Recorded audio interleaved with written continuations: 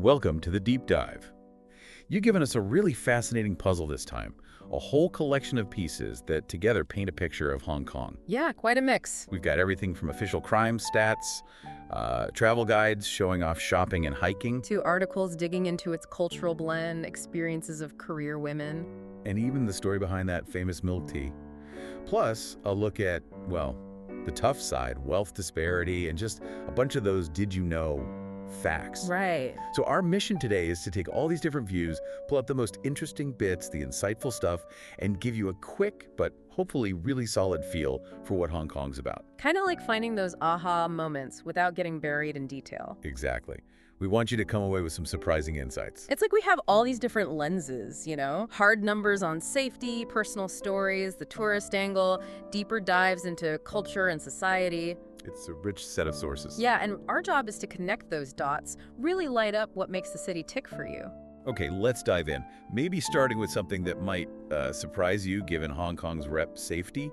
The latest police stats for 2024 compared to 2023, overall reported crime did go up 5%. And violent crime saw a bit of an increase to 3.6%. Now, those headline numbers, they might make you think, hang on. They might, but you know, when you dig into the specifics, it gets more nuanced. Yeah. What's really telling is the breakdown. Right. So yeah, overall crime edged up, but look at the drops in key areas. Homicides down a huge 32.1%. Wow. And all robberies down 7.2%. Get this, Goldsmith and Watch shop robberies down nearly 72%. That's massive. It is. Burglary, wounding, serious drug offenses, intimidation, arson also down. Even overall theft, things like snatching, pickpocketing, car theft, they all dropped. Okay, that's a really important contrast. So yes, increases in things like blackmail, sadly rape and indecent assault, shop theft, but maybe some of the crimes people worry most about day to day are actually less frequent. It seems that way for several categories, yeah. And then there's the arrests.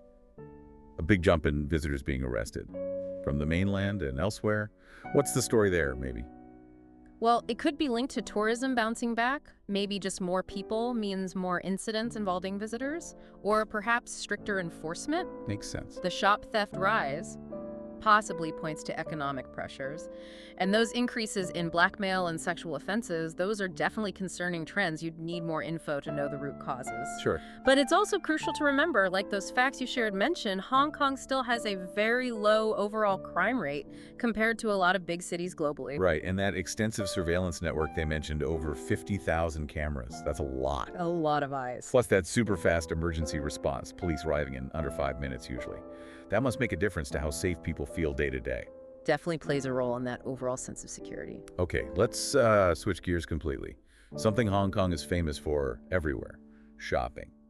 That Klook blog called it the go-to shopping destination for any kind of shopper. And it really looks like it. It seems set up for just about every interest and budget. What's cool is how it's almost zoned itself, you know? Each area has its own thing. Yeah, like for sneakerheads, Sneaker Street in Mongkok is the spot.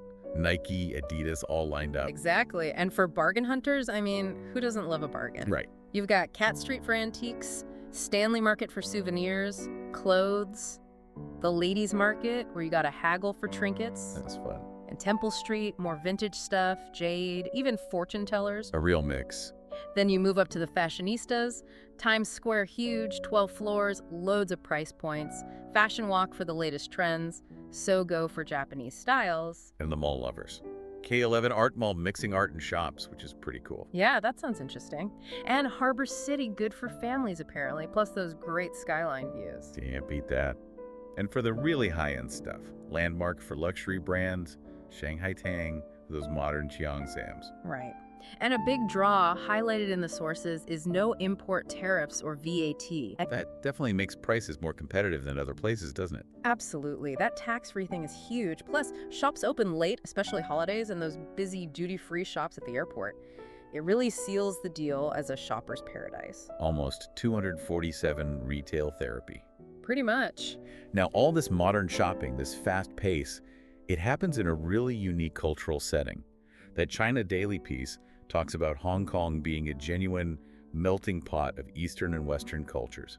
And the examples they give really bring that to life. Think about it, big Lunar New Year fireworks and Christmas celebrations. Yeah. Modern media-driving business, but also a huge interest in traditional horse racing. Or finding traditional Cantonese opera and disco nightclubs. Avant-garde art galleries using ancient feng shui principles. It's not just side by side, it's genuinely mixed up. It really sounds like it. And it's great that despite all the global influence, traditional Chinese culture, like the dragon dance they mentioned, is still really vibrant. Totally. And the language reflects it too. Cantonese is primary, but English is widely used in international circles and business. Like these two streams just constantly flowing together, shaping the city. Exactly. It's not conflict, it's identity. It shapes everything, architecture, food, how people interact. Okay, so let's shift to the people living and working in this dynamic place. The South China Morning Post article looked at career women. Yeah, and it paints a picture of a very competitive work culture. That work hard, play hard thing seems real. Definitely. Esther Ma, the PR agency CEO, she talked about juggling family and career, said having a trusted team was key, and also using the city's small size for networking. Makes sense. In a compact place, those connections must be super valuable, personally and professionally. Yeah, and the article touches on something pretty significant, the long working hours. For men and women, flexitime or part-time, apparently quite rare. Which obviously makes balancing work and personal life a real challenge. But then, it brings up this really interesting point. Affordable domestic helpers. This seems like a crucial piece of the puzzle for many women combining careers and families. It does. Messina Ziegler's research, mentioned in the article, apparently found many successful women saying reliable home help was absolutely essential. Sort of a unique societal support structure, isn't it? Yeah. Maybe not common elsewhere. Yeah, compared to many Western countries, the accessibility of domestic help is quite different. It makes you think about how different places find different ways to handle work-life challenges. The article also mentioned more informal networking among women is growing, plus organizations like the Women's Foundation pushing for better leave policies and things like that. So a demanding environment, sure, but with some unique supports that have kind of grown up around it. Okay, let's look at another basic need, healthcare. The GovHK overview presents the system as world-class, but also surprisingly affordable for residents. Yeah, the structure seems quite organized. You've got the Health Bureau setting policy and funding, the Department of Health advising and implementing, and then the Hospital Authority actually running the public hospitals and services. They also regulate private facilities. Oh, a lot of layered. Seems like it. And the cost for public services is, wow, about $7 US for a hospital visit, around $13 US for a hospital bed per day. That's incredibly low compared to many places. It really is. And apparently, despite the low cost, the public hospitals are state-of-the-art, highly trained staff, which probably helps explain that amazing life expectancy over 85 years that one of the fact sheets mentioned. Definitely a factor. Of course, they also mentioned private healthcare costs more, and that's where private insurance comes in for some people. Sure, options exist, but it paints a picture of a system really focused on making essential care accessible. Okay, now let's dig into some of those mind-blowing facts you pulled out. Hong Kong really seems like a city of contrasts. Absolutely. I mean, the density is just staggering. One of the most populated places on Earth, the whole concrete jungle idea. Yet somehow, around 40% of its land is parks and nature reserves. That's a wild contrast right there. Urban jungle meets actual jungle. It really is. And then the wealth. Apparently one of the highest densities of millionaires and billionaires anywhere. And those facts suggested the tax system is a big part of that. No VAT, low income tax, no inheritance, property or capital gains tax. It's almost designed to attract and keep wealth. Yeah, that low tax setup must be a huge draw for high net worth people and companies. And one source mentioned this contributes to that image of sophisticated, independent Hong Kong women balancing careers and tradition. Right, but then you have the flip side, those coffin-sized apartments. The property prices are so high. It's jarring, isn't it? All that wealth and then people living in spaces smaller than a bathroom, paying hundreds a month, really highlights the economic pressure. Definitely underscores the affordability crisis in such a dense, competitive place. Hundreds of thousands living like that, apparently. It's severe. Yet the picture of daily life still sounds incredibly vibrant. Bustling streets, but also quiet alleys. Dim sum smells, night markets buzzing next to fancy European bars. A real sensory overload in a good way. And the description of people being practical, enjoying simple things like queuing for a famous egg tart or watching the sunset from Victoria Peak, It makes it feel more human than just skyscrapers. Totally. And the history woven in, like Kowloon Walled City, going from this lawless, super dense place to a beautiful Chinese garden park. That's quite a transformation. Shows how cities change. Yeah.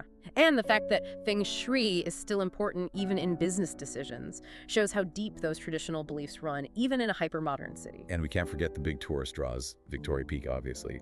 Disneyland with Mickey-shaped dim sum. I love that. That's a great touch. Avenue of Stars, Repulse Bay. Seems like a lot for visitors. And, oh, the milk tea. Ah, yes, the silk stocking milk tea. It's clearly way more than just a drink there. A cultural icon found everywhere in those chachan tangs, the Hong Kong-style cafes. Absolutely. And its history is fascinating, evolving from British colonial tea to this unique local version after WWII, using different tea, condensed milk. It tells a story about adapting to local tastes. Making it their own. Exactly. And yeah, those facts confirmed it's one of the most expensive cities globally. Rent, utilities, eating out, it all adds up. No kidding. And it was surprising about the gold. No mines, but a huge export hub for gold and jewelry. Yeah, apparently down to tax exemptions, location, and just really skilled craftsmanship. Huh. And finally, that high work intensity compared to other developed places really hammers home the work hard part of the reputation. It does. All that, plus the festivals, the amazing food scene, dim sum, roast goose, noodles. It paints a picture of a really unique, energetic place. Indeed. But amidst all that energy and wealth, we also need to look at the Oxfam report on poverty from 2024. It shows a pretty concerning side of things. It really does. The overall poverty rate first quarter of 2024 was 20.2%. That's over 1.39 million people. Wow. But maybe the most alarming stat is how much the wealth gap has widened. The poorest 10% earn nearly 82 times less than the richest 10% in early 2024. 82 times less. That's Yeah. huge. Compared to what it was before. It was 34.3 times back in 2019. So a massive jump. That growing gap is a major issue. Yeah, with big social consequences. And the report stressed the rise in elderly poverty. Over 500,000 people, 65 plus, living in poverty. That's a 42.9% increase since 2019. Yeah, and more older people living alone or as couples in poverty too, about 260,000 households. It's a really sobering reminder that even in super prosperous cities like Hong Kong, deep inequalities exist. Definitely. The Oxfam recommendations targeted support, social innovation, active aging programs, flexible jobs, better childcare, a living wage. They seem critical to tackling this. It highlights that economic success isn't the whole story. Ensuring a fair society for everyone is just as crucial. Okay, now, to end on maybe a slightly different note, a breath of fresh air perhaps, you also gave us that travel blog about beginner-friendly hiking trails. It's easy to forget Hong Kong has all that nature. It really does. Nearly half the land is parks and reserves. A great escape from the city buzz. And the blog listed 8 trails perfect for beginners. Yeah, ranging from the super popular Dragon's Back, amazing coastal views apparently, Sounds nice. to Lion Rock, tougher but with those iconic Kowloon views. Right. Also, Macklehose Trail, Section 1 near the reservoir, the Lantau Trail, Section 1 through villages, Tai Tam Reservoir to Quarry Bay for mixed views. Lots of variety. Good to have options for different fitness levels. And even some with a cultural twist, like the Pingshan Heritage Trail, more of a walk through old villages, and the Shan Monastery Trail, though you need to book that one online. Okay. Plus, Aberdeen Country Park Trail, mostly paved, good for an easier walk, is just a great reminder that there's way more than just concrete there. You can actually get out into nature. So wrapping up this deep dive into your Hong Kong sources, it's clear, isn't it? It's a city of really fascinating contrasts. Definitely. Cutting-edge modern meets deep tradition. Huge wealth sits next to real inequality, and this intense urban buzz gives way to surprising natural calm. Yeah, we've touched on safety, shopping, the cultural mix, working life, healthcare, those intriguing facts. The poverty challenges, the hiking, the milk tea. What really stands out is how all these different, sometimes conflicting things weave together to make Hong Kong. It's unique. It operates at an incredible pace, always changing, but still holding on to traditions and its global links. Yeah. So for you listening, after this journey through Hong Kong's many sides, what aspects surprised you the most? Or what made you the most curious? Maybe the hidden trails, the milk tea history, or perhaps the complex social fabric. It's definitely a city that gives you a lot to think about.